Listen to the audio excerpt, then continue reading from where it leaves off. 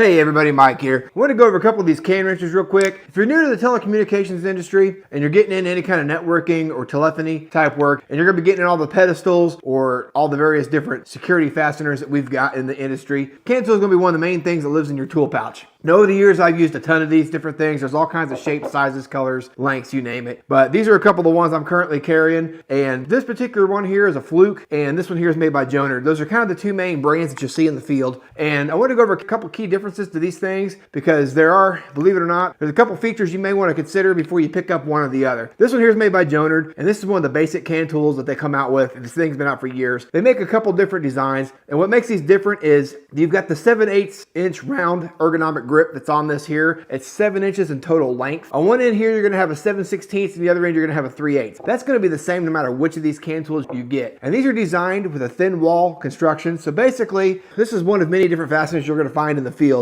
It's got this little washer that goes around that side of here. And basically what that does is it prevents a normal size socket to be able to go on here and be able to grip that and unloosen it, which in theory should keep people out of our closures when we're working out in the field. If you've worked in this industry for any point in time, you realize that this is not always the case. It doesn't take much to get into them. That's the concept behind these little bolts. But here, like with the thin wall, like I said, you can put that in there. That'll loosen that bolt for you. Obviously, you can kind of tell there's a little bit of a difference here. I don't remember what point in time they came out with this. This came along years later. They had the afterthought of basically putting the hex lugs on here. So essentially, if you get to that stubborn pedestal and you just can't get the hand grip on it, now you could take your wrench and give that thing a little extra love to get that worked loose before you can do it by hand. That's why this one's a little bit more versatile. Now you also notice here in the center, you've got the spot here. That's actually good for wire stripping.